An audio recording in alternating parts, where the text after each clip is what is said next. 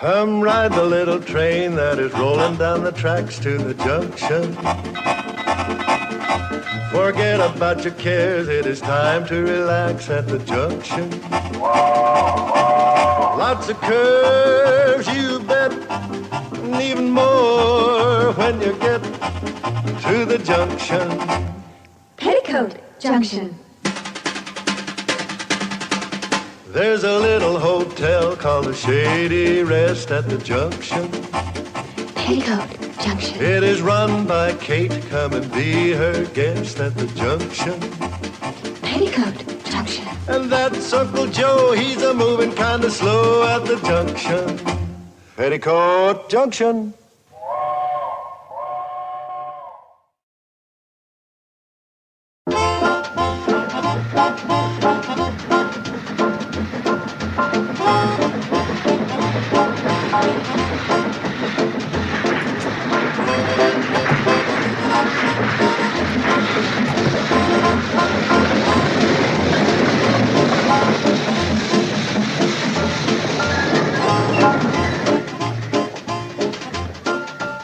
Well, as Chief Magistrate of Greater Hooterville, I can give you a legal opinion. Go ahead, Sam. Since Billy Joe is still a minor, you could get me to issue an injunction impounding the $500 from that endowment policy until she's 21. Sam, that legal talk slides off your tongue like dew off a duck feather. Thanks. That was my legal opinion.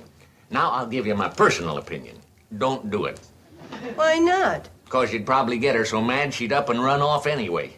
You're right, Sam. What am I gonna do?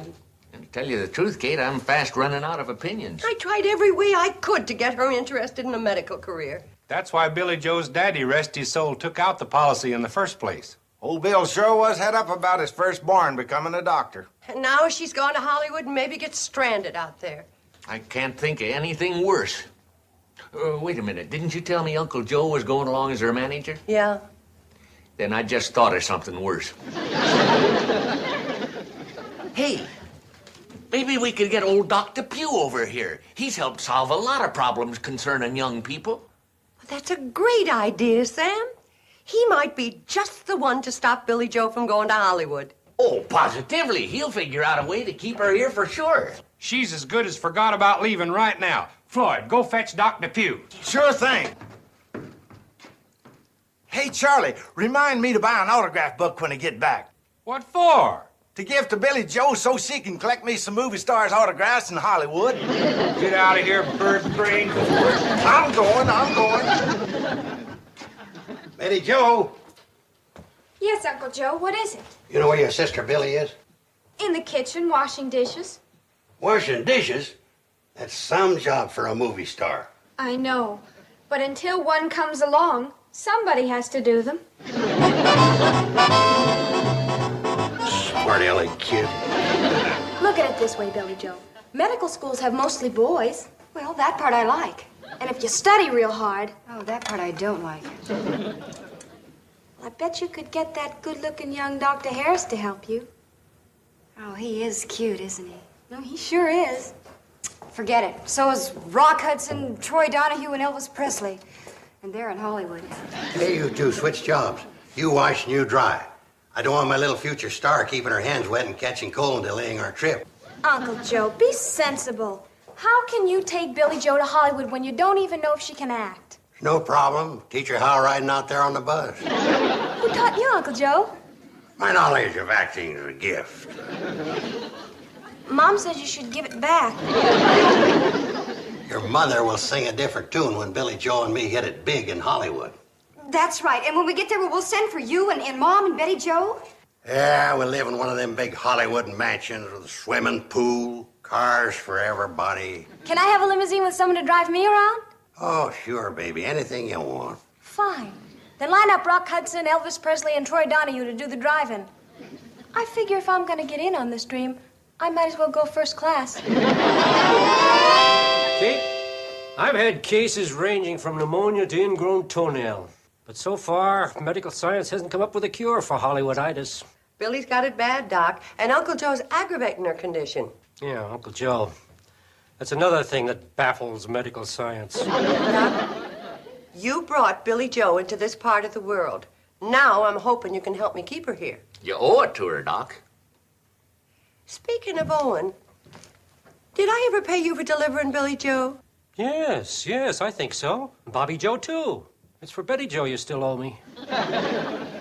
Well, Doc, you better prescribe something for keeping Billy Joe here, or I'm going to worry myself into an early grave and you'll never collect.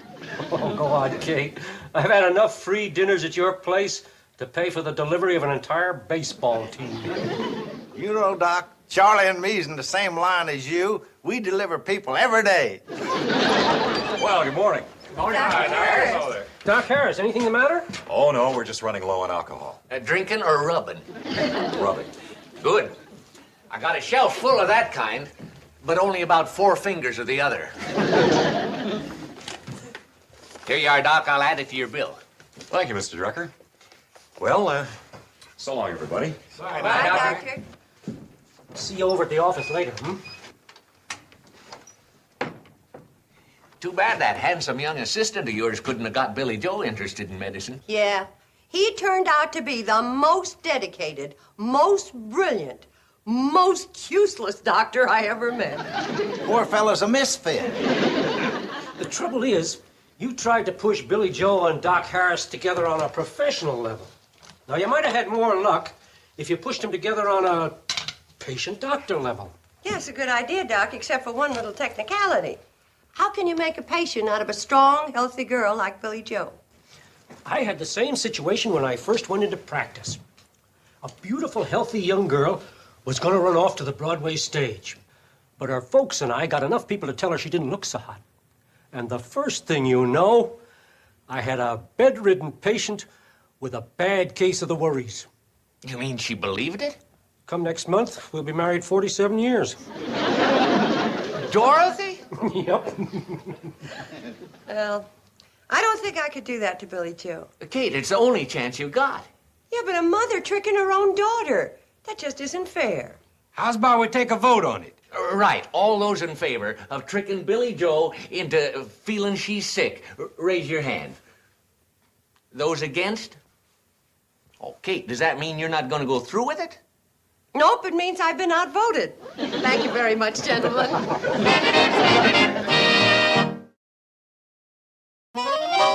Here's some more movie moguls we better add to our mailing list. Jack Warner, Hal Wallace, and Daryl Zanuck. Right. All right, now take this down.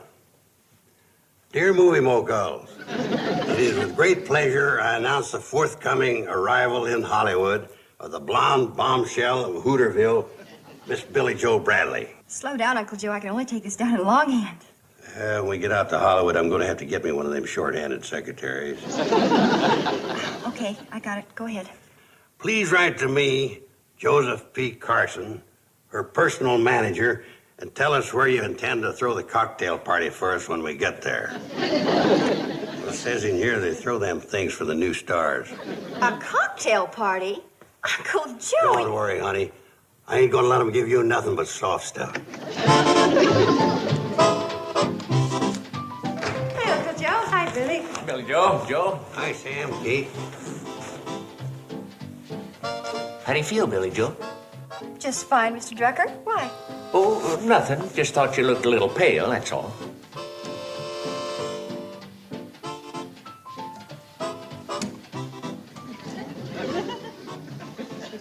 What's the matter? How do you feel? Great. You sure? Of course. Good girl. All right, let's get back to the letter. Let's see, where were we? At the cocktail party. Oh, yeah. Hey, I got a great idea. Put this down.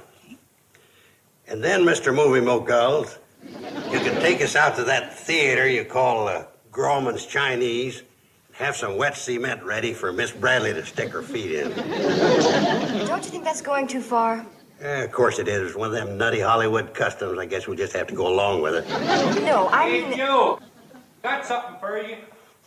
Came in the mail. Looks like a newspaper, but don't read like one. Great, boys, great. I've been waiting for this. What's all fired great about a newspaper you can't make heads or tails of? This ain't no ordinary newspaper. It's variety. You know what that is? Yeah, the spice of life. No. This is the Bible, a show business. You don't look very religious to me. It ain't got nothing to do with religion. It just keeps show folk up to date on what's happening in the biz. Biz? The entertainment game. Get a load of this. Sure Vegas bow, boffo. You know what that means? No, I don't think you do either. Oh, yeah? Well, just listen to this. Songstress Dinah Shore opens to capacity audience in Las Vegas last night. That's what it means, yokel. I reckon it's more like a dictionary than a Bible. Appears to me. You rubes have been riding that Hooterville cornball through the sticks so long, you got no showbiz savvy at all. Yeah, well, let's see how much you got. What does this mean? Ban, bong, and biff wag. Well, I've been out of the game for a while. Right around 60 years.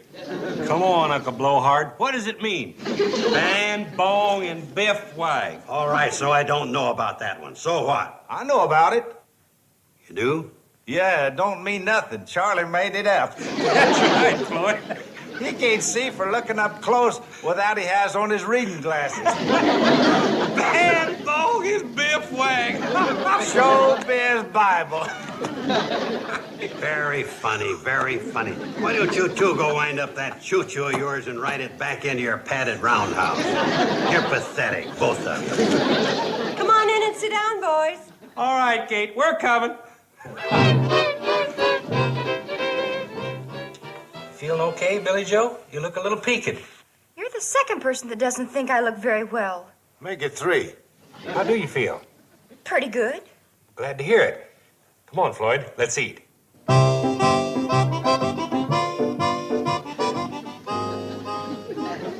You sure you're okay?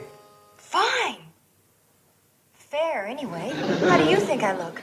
Well, I ain't too sure, but I think I've seen you look better. Dear. I'm gonna go take a look at myself.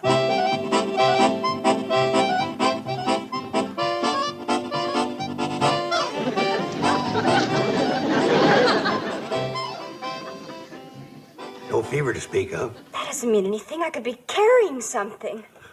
That's right, you could. Now, I pleaded with you to keep your hands out of that dishwater. But I'm sure I look all right. I think. Better go let your mother have a look at you. Yeah. Guess maybe I better. Well, work for Dr. Pugh. If Billy Joe falls for that nonsense about her being sick, I'll eat this plate. Mom. Mom, will you take a look at me? I think I'm getting sick. Hearty appetite. Come over here, dear, where the light's better. Do I look bad to you, Mom? No, you don't look bad to me. But you're not saying I look good. You're right. I'm not saying that. Oh, I'm worried. If one more person tells me how bad I look, I'm going to go straight to bed. Betty Jo, you haven't told your sister how you think she looks, have you? No, I haven't. Well, tell her. You look fine, Billy Joe. Oh, thank heavens. From over here. But close up. Forget it. That does it. I'm going straight to bed. Put it there, Mom. For a minute, there wasn't where I was getting ready to put it. Are you sick? Come on, boys. You gotta run me into town to get Dr. Pugh. Okay, Joe, come on, Floyd. Here, boys, take some sandwiches with you. Thank you, Kate. This is no time to worry about eating. The boys should eat to keep up their strength. Just to run that toy train? No, because they were exposed to Billy Joe. They were exposed. I was practically inoculated.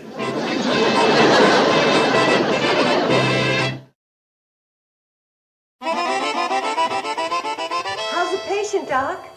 Oh, as well as could be expected, considering the circumstances. What is it, Doc? Is it contagious? What's wrong with her? How long has she felt this way? Not for long, just a few hours. What's wrong with her? She didn't say she was suffering from nausea or headaches or dizzy spells, did she? No, she just got to feeling kind of strange and went up to bed. What's wrong with her? Well, there's nothing like rest to get you back on the road to recovery. What's wrong with her? Has she complained about anything recently? Not that I can think of. Well, that reduces the possibility of complications. For Pete's sake, Doc, are you going to say what's wrong with her, or ain't you? Until I've had an opinion from my colleague, Dr. Harris, I'm not saying for sure. I left word for him to join me. He should be along at about the time it takes to eat a piece of pie, finish a cup of coffee. Sure thing, Doc. What'll it be, apple, mint, or pumpkin? I'll take Hold it, Doc. Until you've had an opinion from your colleague, don't say for sure.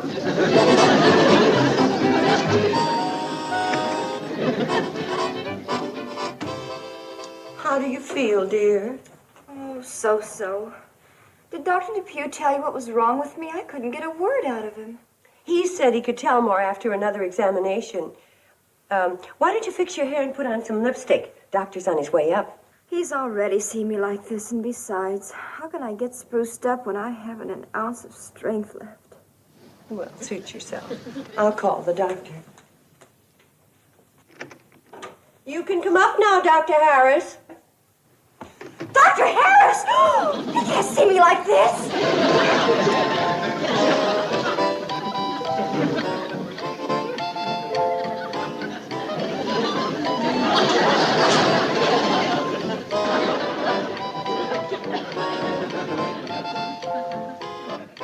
Well, dear, it's good to see you at least have half an ounce of strength left. Who is it? It's Dr. Harris. Come in, Doctor.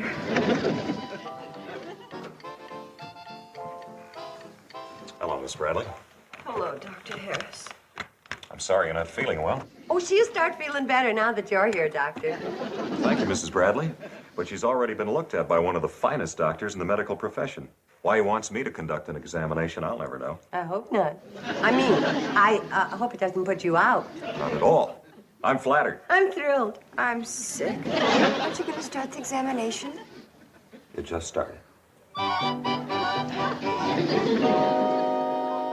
And you say that altogether it amounts to over 500 deliveries, huh? Well, of course, that includes 12 calves, 7 colts, and an elephant. An elephant? 12 years ago when the circus came through. Oh, yeah. Oh, Kate. Dr. Harris? How's the patient, Doctor? As far as I can determine, she's in perfect health. No fever? None. Temperature, pulse, respiration, all normal. Oh, that's marvelous, Doctor. Absolutely marvelous. Do you realize what you've done for this girl? Nothing. I didn't even give her an aspirin. Nothing, he says. Yeah. I'm so impressed with the remarkable relationship that you have established between doctor and patient that I'm going to turn the case over to you. Thank you, Doctor, but You can drop by every day for the next week or so, just to make sure there's no sign of a relapse. Certainly, Doctor. But I must say, it's hard to believe that girl's been sick. It certainly is. Congratulations. Well, thank you, Doctor. Okay, Billy Joe. Now, first we'll start with a serious pose. How does this look? Like you just swallowed a bottle of castor oil. Very funny little baby sister. Now, don't go getting your sister upset, Betty Joe. I'm taking some professional pictures of her Professional pictures. to send to Hollywood. Give them movie moguls a preview of coming attractions. All right, Billy Joe. Now, hold it. Okay, got it. Now, sit up on the desk for the next one. This is a fine way for Billy Joe to be recuperating. Yeah, that's what I figured.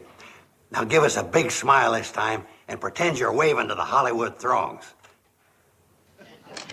Got it. If Mom gets home from shopping and catches you doing this, you're gonna get it. Did your mom go shopping? You know darn good and well she did. Well, it just so happens I picked this time of day because the light's good and because it's nice and quiet around here, and I thought you went with her. All right, jump down, Billy Joe. We'll get some of them Hollywood-type action shots. Now, I want you to come over here and pretend that Tony Curtis is chasing you. Okay, Uncle Joe. Ready. Go. I said go. Why ain't you running? If Tony Curtis is chasing, I'm not running. Okay. Now set that basin of fresh cement on the floor for your sister to put her feet in. Oh, that's what it's for. For a second, I thought it was going to be for something silly. Now we'll show them how you're going to look in front of Grauman's Chinese Theater. Now put your foot in the cement. Here, hold this. I got a terrific idea. I'll be right back.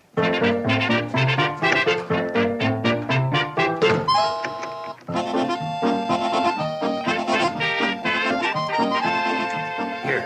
Now, when I count 3, you flash that on and off at your sister. Uncle Joe, since I'm suddenly your assistant, do you mind telling me why? So she'll get used to the flash bulbs going off in her face. Oh, sure, I should have guessed. Okay, now, Billy Joe, give me your prettiest smile. 1, 2, 3. Okay, come on. Now we'll go outside and get some shots on the front porch. Good idea, Uncle Joe. Uncle Joe!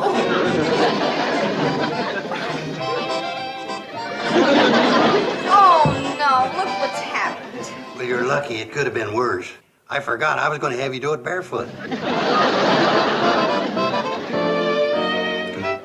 Kate, tell me the Hooterville cannonball can fly, or tell me I'm growing my second head of hair, but don't tell me Billy Joe has seen that handsome young doctor 4 days in a row and isn't interested in him. Oh, she thinks he's a fine doctor and a great man and an asset to the community of Hooterville.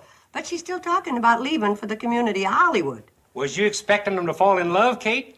No, but I thought at least he switched from taking her pulse to holding her hand. The trouble is there's no challenge for Billy Joe. Yeah, if she thought there was another girl chasing him, she'd be right in there fighting for him. Sam, I got an idea. Have you finished setting up the happenings around town column? Yeah, why? I'd like to make one little change for one special private edition to be delivered to Miss Billy Joe Bradley. She never misses reading that column. And I want it set up so she'll sit up and take notice. Oh, no, I don't believe it. What's the matter, dear? Listen to this in the Happenings Around Town column. What handsome young Hooterville doctor is secretly more dedicated to the girls in Pixley than he is to his practice in Hooterville? That is a choice tidbit. What do you suppose it means? Mom, there are only 2 doctors in Hooterville, and one is married and almost 70. Dr. Depew? Is that who you think it is? Don't be so naive. Is that what I am? Of course. Well, this item obviously refers to Clayton Harris, otherwise known as Dr. Double Life. That rascal. He hasn't been trying to get you to go out with him, has he? No, darn it, he sure hasn't. Oh, well, what do you care? You'll soon be going off to Hollywood and you'll forget all about Dr. Harris. Do you think for 1 minute that I'm going to go off and leave him to those Pixley females without putting up a fight? Well, what about Rock Hudson and all those handsome movie stars? They're no better looking than my Clayton. Your Clayton? He will be. After all, we both share an interest in medicine. I'm going to start college next year and eventually become a doctor. And I'll bet that's more than any of Clayton's Pixley girlfriends can say. No, there probably isn't one of them can say that. After all, medicine's quite a challenge. Yes. And so is Clayton, that dedicated doll. Then you're saying that you're going to leave Hollywood and the like to those empty-headed Pixley girls. That's exactly what I'm saying. When I set my mind to something, Hey, Billy Joe, here's the latest issue of Variety. Dr. Harris, I'm so glad to see you. Oh, you certainly seem chipper today, Miss Bradley. Don't you want to look at this Variety? Just call me Billy Joe, please. Oh, all right, Billy Joe. I figure that 2 people that share an interest in medicine as we do ought to get to know each other better. What's that? Didn't I tell you? I've decided to become a doctor. Well, that's great news, just great. What's she talking about? You heard her, Uncle Joe. She's finally getting interested in medicine. Well, now, don't that beat all? Just like that, she changes her mind. Yeah, just like that. Mom, have you made up your mind what I'm going to become? No, dear. Well, if you do, just tell me. I don't want to waste a lot of time fighting it. Say, Bobby Joe, do you ever think of going to Hollywood? Sure, I'd love to go to Hollywood. Great. When do we leave? Anytime. After I'm married, raise my family, and have enough money for a vacation.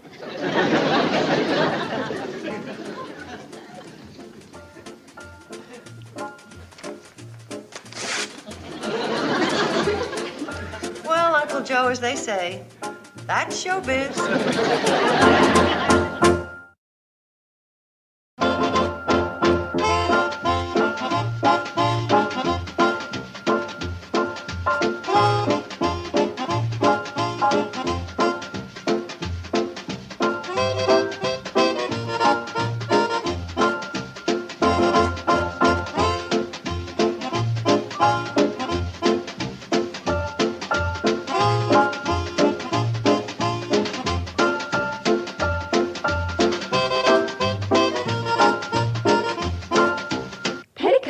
Junction. This has been a Filmways presentation.